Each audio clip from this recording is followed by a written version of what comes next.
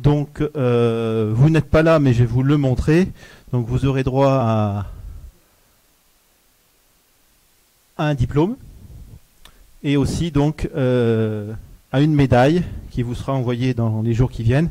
Ah, donc à l'effigie de Marcel Roubaud qui avait donc doté ce prix.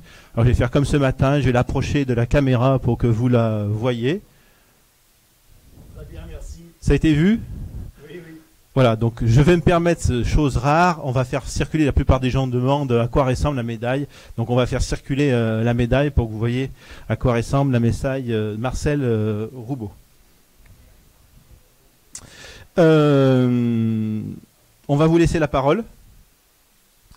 Ben, merci. Je suis très heureux et honoré de recevoir ce prix pour un travail qui n'est pas focalisé complètement sur la géologie, mais qui effectivement, je pense, dont les résultats ont des applications sur la manière dont on peut envisager le futur des ressources minérales dans un futur relativement proche, hein, puisqu'on va parler de choses qui sont plus à l'échelle des temps géologiques, mais plutôt jusqu'à la fin du siècle. Alors cet intérêt pour les ressources minérales, il est relativement nouveau. Il est né pour moi, pour ma part, il y a, on va dire, 6 ou 7 ans, quand le CNRS m'a demandé de prendre la coordination d'un scientifique d'un réseau européen, du premier ARANET sur les ressources minérales. Et là, j'ai rencontré des gens que je ne connaissais pas, des communautés nouvelles, qui ne sont pas forcément que des communautés académiques. Et j'ai réalisé les enjeux essentiels qui concernent la disponibilité future de ressources minérales et d'énergie. Donc j'ai commencé vraiment à m'intéresser à ce problème-là, mais avec mon expérience un peu de modélisateur, puisque j'ai travaillé pendant une quinzaine d'années sur des problèmes de thermodynamique dans le métamorphisme. Et c'est ces aspects de modélisation que j'ai essayé de valoriser à travers cette thématique qui est réellement passionnante, à mon avis, et qui, c'est ce que j'ai dit au début, ne se résume pas uniquement à des problèmes de disponibilité géologique. Donc j'ai eu la chance de rencontrer plein de gens nouveaux, des sciences économiques, des opérationnels aussi, beaucoup, des gens, des décideurs, etc. Donc pour moi, c'est quelque chose qui est un peu nouveau, une communauté qui est nouvelle, des sujets qui sont nouveaux, et ça a été vraiment une nouvelle dynamique dans ma carrière. Voilà, donc je vais essayer de vous en parler un petit peu dans les minutes à venir. Je voudrais juste remercier particulièrement, alors il y a beaucoup de gens qu'on pourrait remercier, que je pourrais remercier, mais je vais quand même dire quelques noms. Bruno Goffet, bien sûr, avec qui j'ai une longue histoire de collaboration scientifique. Nick Arndt, qui tous deux m'ont soutenu au démarrage de ces sujets. Et puis Gaël Giraud, qui est un économiste, avec qui j'ai aussi eu la chance de collaborer ces dernières années. Et puis les étudiants, Fatma Rostom, Cyril François, Hugo Le Bouzec, qui m'ont beaucoup aidé également sur ces thématiques. Et puis je voudrais aussi remercier la SGF. Si je ne suis pas présent avec vous aujourd'hui, ce n'est pas par coquetterie. J'aurais vraiment aimé être là. Mais c'est par des problèmes que vous connaissez tous, qui sont des problèmes de grève. Je pouvais avoir un billet de train pour aller sur Paris, mais pas pour revenir. Donc voilà, donc je remercie la SGF de s'être adaptée à cette situation et d'avoir mis en place tout le système de visio qui, j'espère, nous permettra quand même de parler un peu cet après-midi. Voilà. Donc je vais essayer de passer en mode plein écran, donc je ne vous verrai plus, je ne me verrai plus, mais s'il y a un problème, bah, vous me le dites par audio. Voilà. Alors je vais essayer effectivement de parler de prospective long terme de la demande et de la production de ressources minérales. Comme je le disais, avec une approche de modélisation Et pour introduire le sujet de manière, enfin, dans un cadre un peu plus large, je montre ici deux images. À gauche, l'évolution de la population mondiale. Nous étions 2,5 milliards d'habitants sur la Terre en 1950. Nous sommes plus de 7 milliards aujourd'hui, 9 milliards en 2050 et d'après les scénarios médians des Nations Unies, environ 11 milliards en 2100. Donc une évolution de cette population très, très importante et rapide hein, depuis 1950.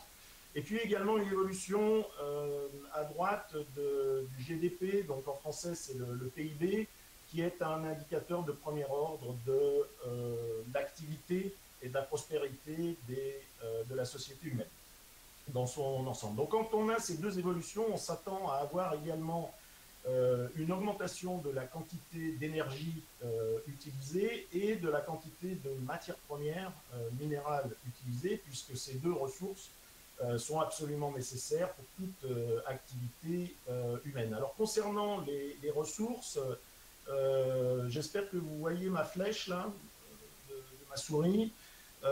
Cette courbe bleue, la courbe supérieure, montre l'évolution de la production d'aluminium et on s'aperçoit que cette production a doublé depuis le début des années 2000, donc en une vingtaine d'années.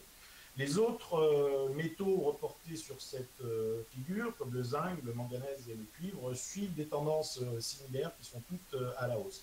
Et évidemment, la question qu'on se pose immédiatement, c'est de savoir pendant combien de temps ces tendances peuvent continuer. Est-ce qu'il est nécessaire qu'elles continuent et dans un environnement clos, l'environnement Terre, il est bien évident que la réponse à cette question d'une évolution long terme est compromise, puisque une évolution exponentielle dans un environnement fini, évidemment, n'est pas possible. Alors on sent bien que ça n'est pas seulement un problème de géologie, puisqu'il y a des interactions entre tous ces différents paramètres, la population, l'énergie, le niveau de vie et la demande, et c'est ce dont on va parler par la suite. Alors concernant quand même les arguments géologiques, voilà quelques données géologiques, quelques données publiées qui montrent que, par exemple, la production primaire de cuivre ici devrait atteindre un pic en 2030 ou 2040, suivi d'un effondrement rapide jusqu'en 2100. Et donc, c'est ce qu'on appelle le pic de production. Un pic de production que l'on trouve également pour le fer en Australie, pour le lithium qui est quand même un composant très important de la transition énergétique, notamment pour les batteries à lithium, le phosphore, qui est un élément essentiel pour la vie. Tous ces éléments, toutes ces matières, les données géologiques, semblent annoncer un pic de production. C'est également vrai, vous le savez tous évidemment, pour les hydrocarbures fossiles. Et toutes ces observations nous renvoient aux prévisions catastrophiques qui ont été faites il y a une cinquantaine d'années hein, par le Club de Rome. Je ne vais pas entrer dans le détail, mais le Club de Rome annonçait dans les années 70 un pic de population ici dans les années 2030-2050, c'est-à-dire demain, suivi d'un effondrement pour atteindre à la fin du siècle le niveau de population des années, on va dire, 80. Donc cet effondrement est associé, enfin l'élément déclencheur est toujours la baisse, l'épuisement des ressources fossiles qui sont marquées par cette courbe pointillée ici, et également une augmentation très importante de la pollution. Alors la pollution, on peut en dire quelques mots, notamment les émissions de gaz à effet de serre qui entraînent une augmentation de la température surfacique des océans, mais également leur acidification. Donc c'est un problème majeur. Il y a d'autres impacts environnementaux, évidemment, qui concernent plutôt une dégradation générale de la biosphère. Et pour essayer de mitiger cette pollution, notamment due au gaz à effet de serre, les objectifs de la COP 21 étaient une incorporation d'environ 30% d'énergie renouvelable dans le mix énergétique pour atteindre la neutralité carbone dans la deuxième moitié du siècle. Et ça, c'est un enjeu important, mais qui est très difficile à réaliser pour plusieurs raisons. En tous les cas, ça nous oblige à remplacer toute l'infrastructure de production, de stockage, de distribution et d'utilisation d'énergie en une quarantaine d'années, ce qui est très rapide. Et avec deux difficultés majeures en ce qui concerne les énergies renouvelables. La première, c'est il s'agit d'énergie intermittente, hein, on le sait, quand il fait nuit, on ne produit pas d'électricité avec des panneaux photovoltaïques, quand il n'y a pas de vent, les éoliennes ne bougent pas. La deuxième difficulté, c'est qu'il s'agit d'énergie très diluée, et donc qui nécessite de grosses infrastructures pour les collecter, éventuellement les transformer en électricité. Donc un exemple est montré ici, il s'agit d'une éolienne offshore de 6 MW qui fait 170 mètres de haut, qui contient 1500 tonnes d'acier, entre 300 et 500 kg de terre rare. Donc 1500 tonnes d'acier pour 6 MW de puissance, c'est une intensité acier de 250 tonnes par mégawatt, ce qui est largement supérieur aux mêmes intensités acier de centrales classiques brûlant des combustibles fossiles ou nucléaires. Donc finalement, au premier ordre, alors ce qui est vrai pour l'acier est également vrai pour plein d'autres métaux. Je ne vais pas faire la liste exhaustive ici, mais pour le cuivre, l'aluminium, donc au premier œil, quand on observe au premier abord, quand on observe ces données, on voit tout de suite qu'il y a une espèce de paradoxe où on a une augmentation croissante de la consommation en matières premières et particulièrement de métaux, et notamment de pays en voie de développement qui sont en train de bâtir leur infrastructure. Une augmentation croissante alors qu'on a des pénuries qui sont attendues et envisagées vraiment avant la fin du siècle, hein, donc demain.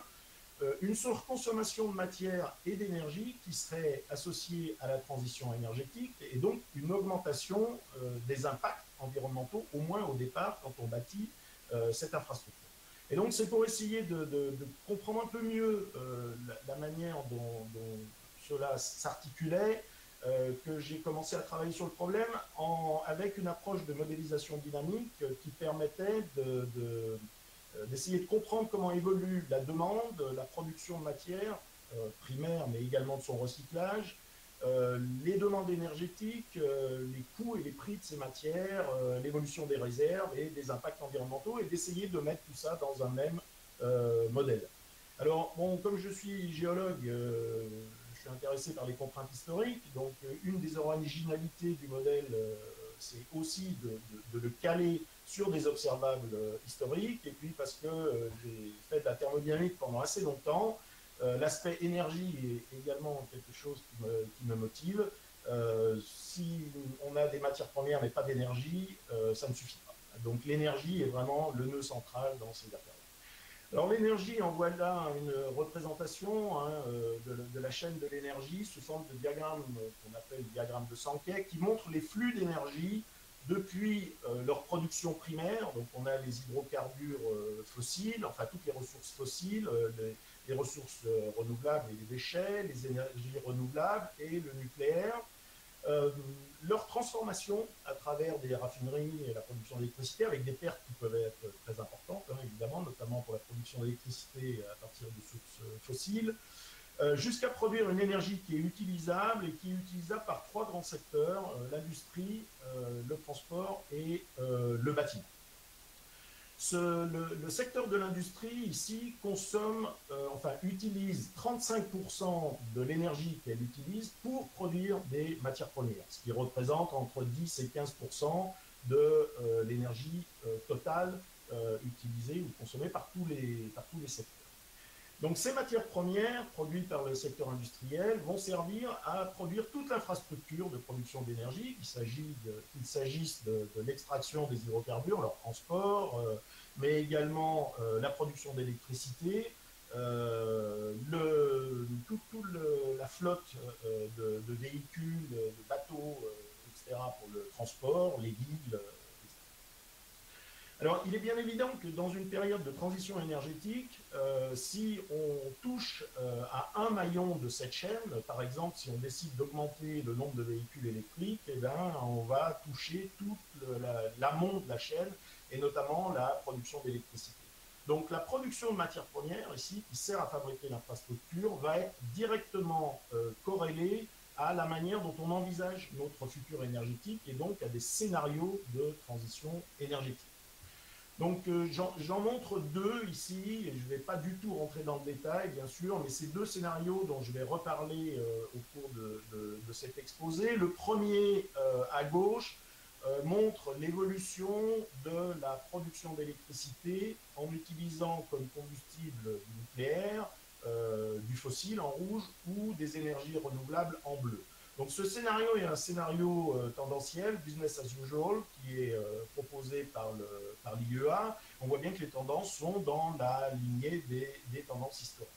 Et puis un autre scénario ici où on a la même production d'électricité en 2060, mais où on a une pénétration des énergies renouvelables beaucoup plus importante aux dépens des énergies fossiles et également une augmentation du nucléaire pour rester sous les 2 degrés de réchauffement climatique, donc limiter nos émissions de gaz à effet de serre. C'est pour ça que ce scénario s'appelle B2D, ça veut dire below 2 degrés. Bon, pour ces scénarios, on peut calculer, en connaissant l'intensité matière de différentes infrastructures le long de la chaîne de l'énergie, la quantité de matières premières qu'il faut pour assurer cette production d'électricité pour 2 mix énergétiques différents. Les résultats sont indiqués ici, donc sur ces deux figures, vous voyez les quantités cumulées de matières premières primaires, et en l'occurrence d'acier en rouge, d'aluminium en vert et de cuivre en gris, qu'il faut immobiliser, ou qu'il faut produire d'ici 2060. Et ce qu'on voit immédiatement, c'est que ces matières premières, enfin la quantité de matières premières cumulées nécessaires est 2 fois plus importante si on augmente la pénétration des énergies renouvelables, qui sont, comme je le disais précédemment, très consommatrices de matières premières. Maintenant, les lignes horizontales montrent l'équivalent d'une année de production au niveau mondial de ces différentes matières premières. Et ce que l'on voit, c'est que dans le premier scénario, il faut réserver d'ici 2060 une année complète de production mondiale d'acier pour bâtir l'infrastructure de production d'électricité, 3 années de production mondiale de cuivre, etc. Dans le deuxième cas, les chiffres sont beaucoup plus importants. Il faut notamment 6 années de production de cuivre global actuel pour bâtir cette infrastructure. Alors ça, c'est vrai pour tous les niveaux de la chaîne de l'énergie, mais également pour la consommation d'énergie. Dans le premier scénario, voilà l'évolution du parc de véhicules automobiles, avec une grande partie qui reste en bleu ici sous forme de véhicules thermiques, donc consommant de l'essence. Dans le deuxième cas, le nombre de véhicules augmente de manière beaucoup plus modérée, avec une forte pénétration des véhicules électriques et hybrides. Et ce que l'on voit, c'est qu'on a les mêmes besoins en matière première, quasiment dans les deux cas, alors qu'ici, le nombre de véhicules est beaucoup plus faible. Okay. Alors, ça veut dire quoi, ces chiffres? Si on résume de manière très rapide, il nous faut, pour le cuivre, entre 75 et 120 millions de tonnes pour la production d'électricité, environ 3 millions de tonnes pour le stockage, 10 à 20 millions de tonnes pour le transport et la distribution, et puis un gros secteur ici qui est le secteur automobile avec plus de 200 millions de tonnes. Donc finalement, il faut entre 200 et 400 millions de tonnes de cuivre, ce qui correspond à 10 à 20 années de production mondiale actuelle pour suivre des scénarios assez exigeants, mais qui restent encore raisonnables, de transition énergétique d'ici 2050. Donc ces chiffres quand même sont assez impressionnants. Et ça veut dire quoi physiquement? Je montre ici la photo d'une mine historique de production de cuivre, qui est la mine Kennecott en Utah. Donc ce trou fait 3 km de long, 1 km de large et 1 km de profondeur. vous pouvez peut-être pas les voir, mais les petits points ici qui sont cerclés de rouge correspondent à ces immenses camions qui sont utilisés dans les mines à ciel ouvert. Donc c'est pas un petit trou, c'est vraiment un très gros trou. Pendant les 100 années de fonctionnement de cette mine, pendant un siècle, on a extrait 6 milliards de tonnes de roches et on a produit 18 millions de tonnes de cuivre, ce qui correspond à environ une année de consommation actuelle. Je répète, il en faut entre 10 et 20. Il faut faire entre 10 et 20 de ces trous pour subvenir aux besoins attendus par le secteur de production d'électricité et le secteur de transport d'ici 2050.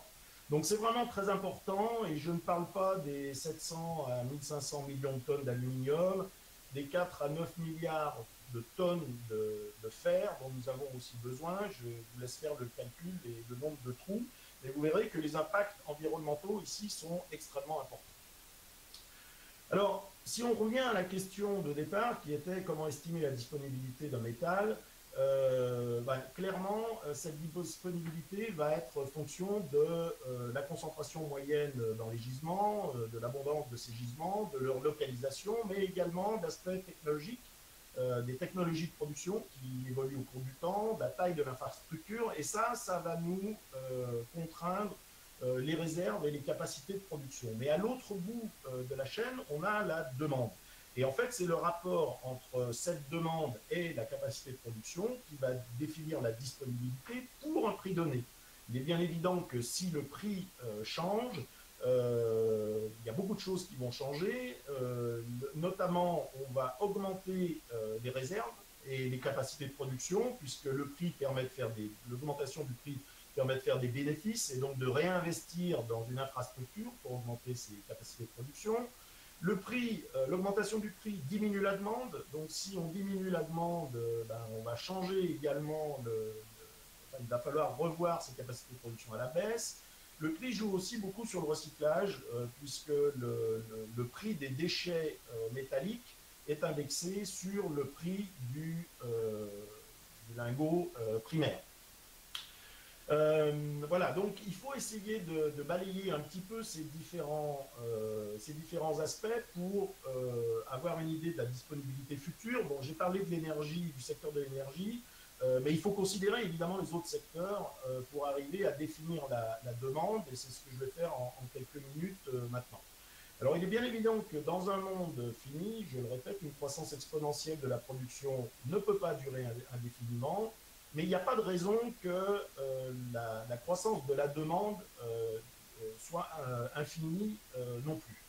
En effet, si on regarde les données historiques, on s'aperçoit ici pour le cuivre complètement à gauche que la consommation de cuivre en kilos par habitant augmente très rapidement quand les pays sont en émergence économique, c'est-à-dire pour des niveaux de PIB par habitant inférieur à 15 000 $ de PIB par habitant. Et puis ensuite, on observe une saturation de la demande. Et cette saturation de la demande se comprend bien. On ne peut pas habiter 4 maisons en même temps, conduire 10 voitures en même temps ou téléphoner avec 50 téléphones.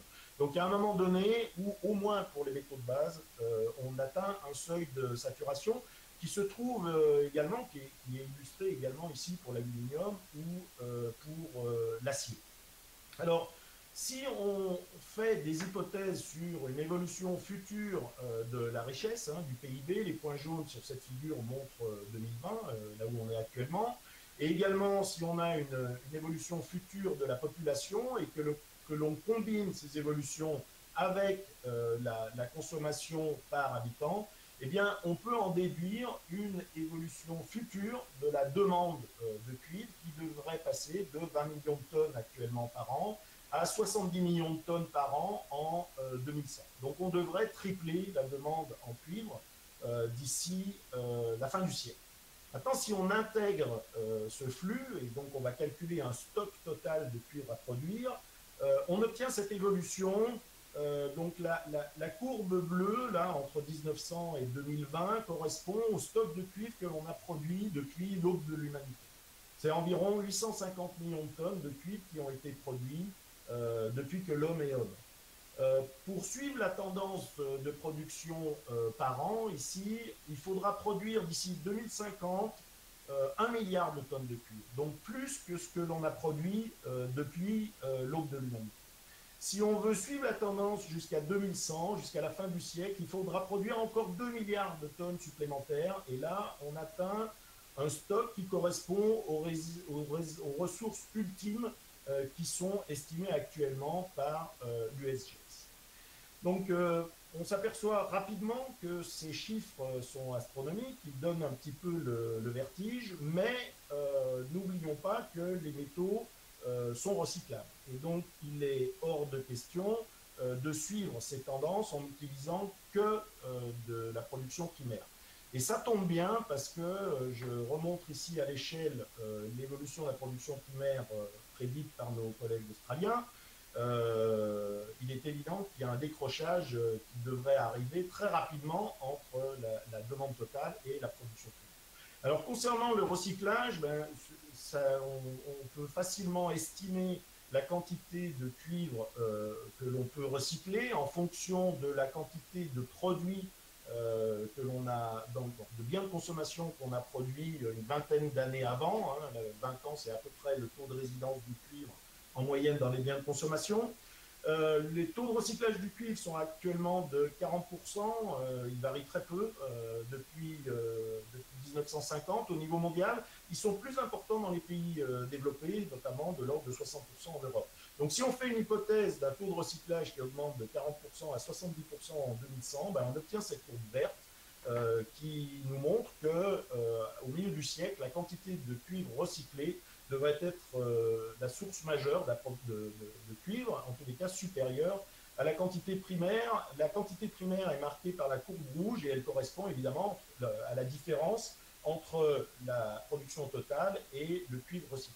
Donc on voit qu'on a un pic de production, mais qui n'est pas un pic forcément dû au manque de réserve, c'est un pic qui est dû à la demande, c'est la variation de la demande.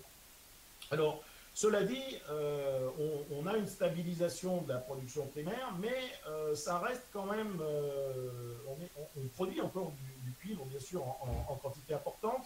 Et pour suivre la demande, il faut encore, pour toutes les applications confondues, une quarantaine de mines Kennecott ou l'équivalent en 2050, 130 en 2100, et puis ça continue évidemment, puisqu'on produit toujours. Donc environ 300 à la fin du siècle prochain. Et donc ça pose encore de sérieuses questions, même pour un scénario optimiste de croissance du taux de recyclage et une demande qui reste tendancielle. Or, la demande, on en a déjà parlé, ne va pas forcément être tendancielle puisque on va avoir, entre autres, et on veut le faire, une transition énergétique. Donc je montre ici sur ces deux figures les consommations totales. Donc maintenant, c'est plus seulement l'électricité, mais c'est la consommation totale d'énergie qui est prévue par les deux scénarios dont j'ai parlé précédemment. Le scénario tendanciel, on considère qu'en 2050, on arrête la croissance, et puis le scénario B2D qui nous permet de rester sous les 2 degrés, où on voit une forte diminution de la consommation d'énergie consommée pour limiter notre empreinte environnementale. Alors, dans ces deux scénarios, si on fait maintenant un calcul non plus de la demande à partir du PIB de la population, mais en analysant chaque technologie et en regardant les stocks de métaux, enfin plutôt la production de métal dont on a besoin. Donc en bleu, c'est le secteur du bâtiment, en rouge, de la production d'électricité, en gris, le transport, et puis en noir, c'est tout ce qui reste, et notamment le secteur de l'information et de la communication, tous les appareils électriques, etc. Ben, on s'aperçoit qu'on suit les tendances historiques et les tendances futures que l'on prédit avec l'évolution du PIB, mais quand même, pour ce scénario, avec une forte pénétration des renouvelables et de l'électricité, ben, on a besoin de beaucoup plus de cuivre. Donc, toutes les estimations qu'on peut faire à partir des données historiques ne sont pas forcément valables pour le futur, et il est possible que l'on augmente encore nos besoins. Alors ça, c'est valable pour le monde. On peut faire la même chose au niveau français, par exemple. Donc ici, j'ai utilisé deux scénarios, un scénario tendanciel et un scénario de l'ADEME, qui mise sur une forte diminution de la consommation d'énergie, mais une forte pénétration des énergies renouvelables. Et on observe exactement les mêmes tendances, avec ici un besoin en cuivre dû à la pénétration des renouvelables qui est très important, en forte croissance, et puis pareil pour le transport. Alors pour la France, c'est intéressant parce que si on fait ce calcul, on s'aperçoit qu'il nous faut d'ici 2050 l'équivalent d'une demi-mine, enfin on va dire entre 0,5 et une mine Kennecott pour subvenir aux besoins des Français d'ici 2050. Ça fait un trou d'environ 30 mètres cubes pour chaque Français. Donc chaque Français doit aller dans son jardin et creuser l'équivalent d'une piscine pour voir ce que signifie en termes d'impact la production du cuivre qu'il utilise à l'autre bout du monde. Ça correspond à entre 10 et 40 mètres cubes d'eau, donc soit environ 1 litre d'eau par Français par jour d'ici 2050, uniquement pour la production de cuivre. Bien sûr, c'est des choses que l'on ne voit pas puisqu'on ne produit pas le cuivre domestiquement, mais c'est des impacts qui existent quelque part dans le monde et qui me semble important de souligner. Bien, alors on a parlé de la demande, maintenant je vais très brièvement adresser les autres secteurs, notamment la partie géologique et puis la partie technologie de production, mais vraiment de manière très très rapide.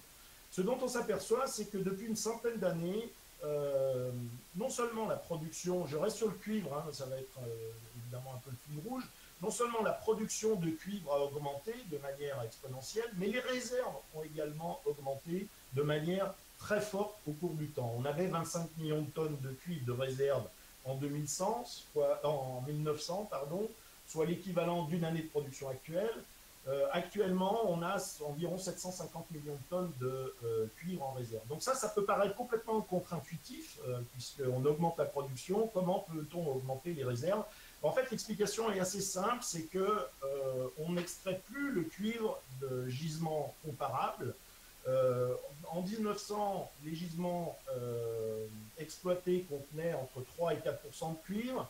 Actuellement, les gisements exploités contiennent moins de 1% de cuivre.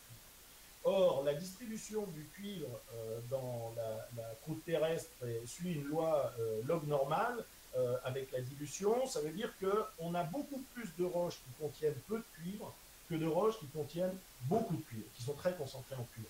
Donc, si on est capable de suivre, enfin de diminuer la concentration des gisements exploités, eh bien, par effet mécanique, on augmente les réserves. Mais ça nécessite évidemment de maintenir l'énergie nécessaire à la production de cuivre à peu près constante. Sinon, les coûts de production s'envolent et le prix s'envole. Et c'est ce qu'on a su faire jusqu'à présent. On a su améliorer la technologie d'extraction pour maintenir la quantité d'énergie qu'on utilise à peu près constante, tout en diminuant la concentration des gisements exploités. Donc ça, c'est vraiment l'amélioration technologique qui a un effet direct sur le prix. Malheureusement, on peut montrer que cette évolution risque de ne pas durer. Si on calcule l'énergie qu'il faut pour extraire 1 kg de cuivre à partir de gisements de concentration de moins en moins importante, et on balance, enfin on équilibre, on contrebalance cette augmentation de l'énergie par une amélioration technologique, eh ben, on obtient la courbe noire ici, alors que la courbe bleue représente les évolutions du prix du cuivre en dollars constants. Cette courbe noire explique la diminution du prix du cuivre en dollars constants depuis 1900 jusqu'à actuellement. Mais dans le futur, l'amélioration technologique, au taux où on l'observe pour le passé, c'est-à-dire de 1% par an, ne suffira pas pour contrebalancer l'énergie additionnelle dont on a besoin quand on diminue la concentration des gisements. Et on s'attend à ce que le prix long terme du cuivre augmente d'ici, à partir de maintenant, jusqu'à la fin du siècle. C'est quelque chose qu'on observe pour plein de métaux, hein, pour une quinzaine de métaux. Je donne quelques exemples ici pour le nickel, pour l'argent. On observe ça pour beaucoup de métaux. Il y a deux exceptions notables qui sont le fer et l'aluminium. Et ça tombe bien parce que ça fait partie des métaux qui sont le plus consommés au monde. Bon voilà, donc j'ai essayé de balayer très très rapidement les différents aspects. Donc ce qu'on essaye de faire, enfin ce qu'on fait, c'est intégrer tous ces aspects dans un modèle dynamique qui s'appelle Dimans, que l'on améliore au cours du temps. Et bon, la manière dont ça marche, ce modèle, très rapidement, est représenté par cette figure. Donc, on démarre avec les ressources ici, on transforme des ressources en réserves, on produit le métal primaire qui est incorporé dans une infrastructure. Au bout d'un certain temps, cette infrastructure devient obsolète. Donc on a un flux de matière qui sort du stock de l'infrastructure, qui rejoint un stock de produits en fin de vie. Et puis ici, on entre dans une boucle vertueuse qui correspond au recyclage des métaux, qui peut se faire à l'infini pour des métaux de type cuivre qui sont purs. C'est un peu plus compliqué pour les alliages, mais restons dans ce modèle simple du cuivre. Sauf qu'à chaque boucle de recyclage, on a une perte parce que on est incapable de recycler à 100%. Donc la quantité de métal perdu doit être équilibrée par la quantité de métal primaire qui rentre. Et ça va dépendre du taux de collecte, de la durée de vie et du taux de recyclage des produits. Bon, à partir de là, on a la population, le PIB et les technologies qui évoluent à leur rythme. On a des scénarios et des intensités matières. Ça nous donne la consommation globale. On peut transformer le flux de matière en un flux monétaire en intégrant ici, c'était l'hexagone orange représente un marché. Donc on crée un flux de monnaie qui correspond à la vente du métal, donc des revenus qui peuvent être investis dans le capital industriel. Ce capital, lui, a une perte qui correspond au coût de production, et puis on peut faire la même chose pour le secteur du recyclage. Donc là, on a un modèle dynamique qui prend en compte à la fois une partie physique, matière, et puis une partie monétaire, et c'est important de le faire si on veut avoir une vision à peu près raisonnable du futur. Bon, la production primaire et la géologie, c'est-à-dire la distribution naturelle des éléments dans leur environnement naturel, vont jouer sur la qualité des ressources et sur la baisse éventuelle de qualité de ces ressources. Cette baisse de qualité va jouer sur l'énergie de production, modulo l'amélioration technologique. Ça va nous donner les coûts de production, le prix des déchets utilisés pour le recyclage est indexé sur le prix du primaire, et puis le prix va jouer également sur le taux de collecte et le taux de recyclage. Voilà. Donc quand on met tout ça dans un même modèle, ben je vais vous donner quelques résultats pour terminer, encore une fois pour le cuivre. Donc voilà les résultats pour le modèle dynamique. Si on reste sur les tendances actuelles, avec un taux de recyclage de 40% pour le cuivre jusqu'en 2100. La demande est donnée par la courbe orange ici, depuis le point jaune. Ben, on a un pic de production effectivement primaire qui est dû à une baisse de cuivre accessible et donc à un manque de réserve. Et on n'est pas capable, la production totale qui est donnée par cette courbe noire ne suit pas la demande. Ça correspond assez bien au scénario classique de peak metal avec un pic de production annoncé dans le milieu du siècle. Si on double maintenant le recyclage, ou pas tout à fait, mais on passe de 40% à 70% de recyclage de cuivre, là on arrive à suivre la tendance quasiment jusqu'à la fin du siècle. Donc ça illustre le fait que la géologie étant ce qu'elle est, il faut absolument augmenter les taux de recyclage si on veut suivre les tendances estimées en fonction de l'évolution de la population et du PIB. Maintenant, si on va plus loin, alors j'ai pas une boule de cristal, hein, il est évident que faire des prévisions à 2200 ou à 2300, ça n'a pas beaucoup de sens, mais c'est pour essayer de comprendre la mécanique quand même de ces systèmes-là. Eh bien, si on va plus loin, on s'aperçoit que même dans ce scénario-là, on atteint la limite du système à la fin du siècle ou au milieu du siècle prochain. Bon, d'ici là, on aura le temps de trouver d'autres gisements, hein, évidemment, ou éventuellement de se passer de cuivre. Mais quoi qu'il en soit, ces résultats nous interrogent et nous suggèrent de vraiment travailler sur la demande. Il faut absolument essayer de baisser cette demande en métaux, augmenter les durées de vie, adapter le design pour faciliter le recyclage. Bon, ça c'est un peu enfoncer des portes ouvertes, mais encore faut-il le faire. Et puis chercher la sobriété évidemment pour le même usage. Un dernier point sur l'évolution future et ces aspects de sobriété. Si on veut augmenter le PIB le long de la courbe verte, augmenter également la population, donc garder une évolution du PIB par habitant au niveau mondial, eh bien, il va falloir baisser cette consommation d'énergie maintenant. Ça, c'est une énergie, la quantité d'énergie utilisée par habitant, de manière très sérieuse, si on veut suivre les scénarios qui nous permettent de limiter également nos émissions de gaz à effet de serre. Vous voyez qu'on a une diminution par rapport à la tendance business as usual, une diminution d'environ 30 à 40% de la quantité d'énergie utilisée par personne. Ça, évidemment, ça va nécessiter, encore une fois, de modifier nos comportements et d'améliorer l'efficacité du recyclage, hein, je me répète. Mais ce n'est pas gagné. Quand on parle de sobriété, vous avez ici la photo du véhicule thermique, du véhicule tout court, le plus vendu au monde en 2018. Donc cet engin pèse plus de 2 tonnes et consomme environ de 15 litres au 100 en parcours mixte, avec des puissances qui sont complètement faramineuses et pas forcément absolument nécessaires tous les jours pour du déplacement individuel, mais ça reste encore des objets qui sont convoités et en tous les cas les plus vendus. Ça, c'est pas du tout le bon exemple évidemment de ce qu'il faut faire. C'est mon dernier transparent. Il faut faire cet effort. Et la transition énergétique est nécessaire si on veut éviter de mourir asphyxié dans nos toilettes. Donc je montre ici les quantités de CO2 émises, hein, que l'on calcule.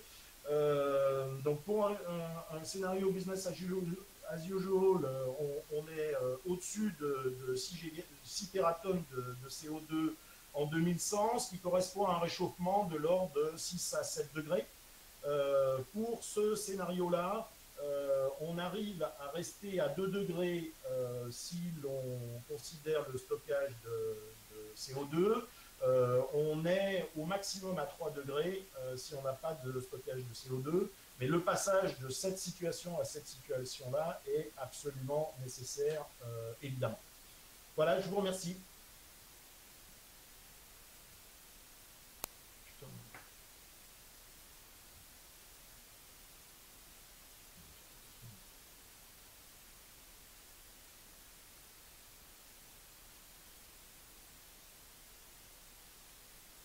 Mais je cherche l'autre en fait.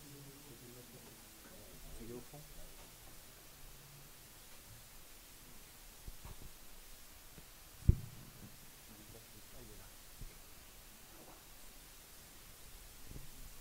Merci.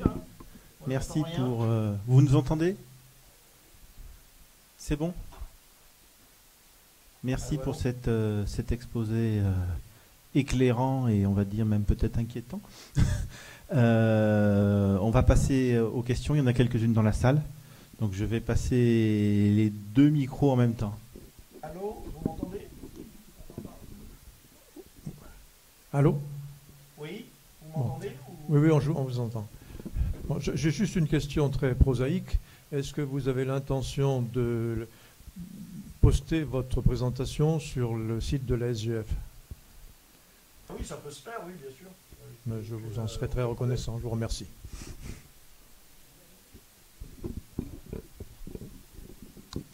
Ah, il y a une autre question. Vous avez fait tourner votre modèle avec tous les flux, les rétroactions, etc. sur le cuivre essentiellement. Hein.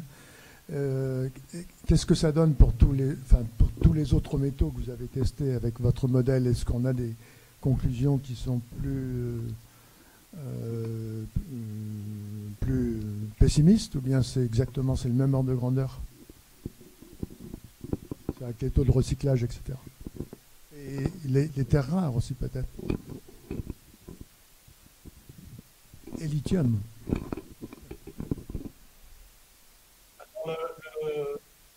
La réponse, il n'y a pas une réponse unique. Donc il y a deux types de métaux, hein, je ne suis pas rentré dans le détail, mais il y a, on va dire, les matières premières structurelles, donc l'acier, le béton, le cuivre, l'aluminium, etc., qui ne sont pas substituables et qui sont produites en grande quantité, on va dire au-dessus de 1 million de tonnes par an, et pour lesquelles on a des données historiques qui sont disponibles en termes de réserves, de production, etc.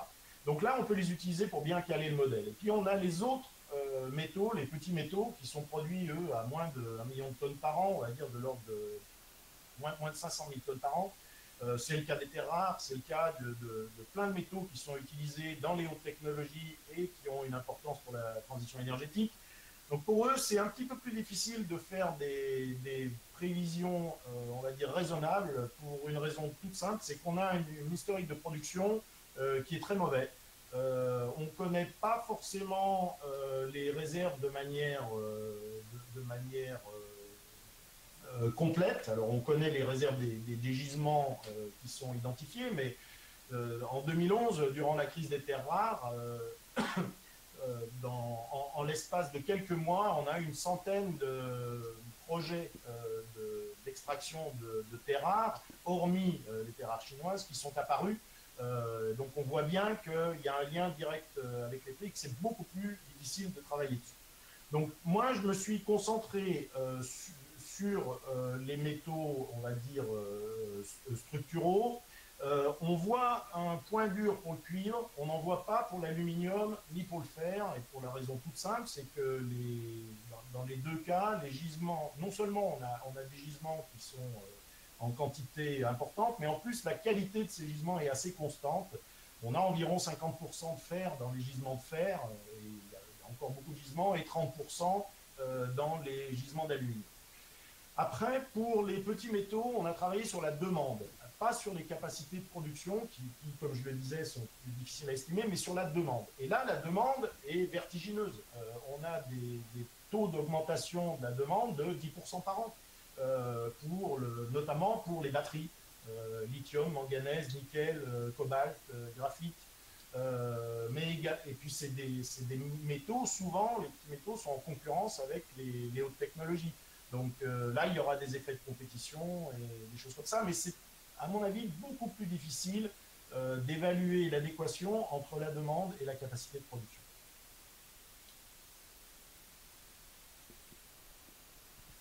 Une autre question. Bonsoir. Derrière ce que vous dites à propos du cuivre, il y a en particulier le fait que nos réseaux de transport électrique ont des rendements pour le moins médiocres. Est-ce que vous avez eu l'occasion de demander aux spécialistes quel pourrait être l'horizon temporaire et le potentiel et les effets que pourrait avoir d'éventuelles ruptures technologiques? Je pense par exemple si, je dirais pas par miracle, mais si on arrivait par exemple à généraliser des supraconducteurs à température ambiante. Oui, alors ça c'est le poids des technologies de rupture, puisque nous, quand je dis 1% d'amélioration technologique, c'est vraiment des améliorations incrémentales. Donc toutes les technologies de rupture peuvent avoir évidemment une importance. C'est très difficile à anticiper. Hein. Donc on est encore plus dans le domaine, je dirais, de la prévision. Alors, bon, pour ce qui est des supraconducteurs, non, je n'ai pas la réponse. Par contre, pour le poids des réseaux, et notamment les réseaux de transport d'électricité dans les besoins, je ne dis pas que c'est négligeable, mais c'est peu. C'est peu par rapport à... le premier secteur, c'est le transport. Et ça se comprend. Actuellement, on a à peu près 20 kg de cuivre dans une automobile. Les véhicules hybrides, c'est plutôt 40 kg, et les véhicules électriques, c'est 60 à 80 kg. Bon, on veut monter le parc de véhicules de 1 milliard, 1,2 milliard de véhicules actuellement à plus de 2 milliards en 2050. Donc évidemment, si ces 40 kilos supplémentaires, on les multiplie par le nombre de véhicules, bah là, ça fait des choses gigantesques. Pour le transport, actuellement, c'est différent, puisque le transport d'électricité en ligne haute tension, type 400 kV, c'est plutôt des câbles aluminium que des câbles cuivre. On utilise des câbles aluminium pour la distribution, hein, donc, notamment dans les maisons, et puis après pour la distribution à plus bas voltage, et puis pour les câbles sous-marins et les câbles enterrés. Donc si on enterre, et c'est ce que l'EDF fait actuellement, il enterre ces câbles haute tension pour éviter les problèmes de réparation suite aux intempéries et ça. Donc là, ça c'est différent, parce qu'on crée des besoins. Et voilà. Donc ça ne répond pas complètement à votre question, mais c'est une question très difficile. Merci. D'autres questions? Donc, une personne dans l'assistante m'a demandé de rappeler où vous travaillez. À l'Institut des sciences de la Terre de Grenoble. Et donc, il y a des gens qui sont intéressés à savoir si vous avez publié beaucoup ou si les publications sont accessibles, où est-ce qu'elles sont accessibles, comment on peut les lire. Oui, oui, on a publié. Je pourrais, si vous voulez, vous envoyer des préprints. J'ai écrit un petit bouquin aussi sur ces problèmes-là. Donc, si vous faites Olivier Vidal, matière première, énergie, vous verrez, vous trouverez directement ce petit livre qui est en français. Et puis, voilà. Mais je pourrais vous donner toute la matière si vous voulez. D'accord, merci beaucoup. Une dernière question. Moi qui vous remercie encore une fois. Merci, au revoir. Au revoir, merci.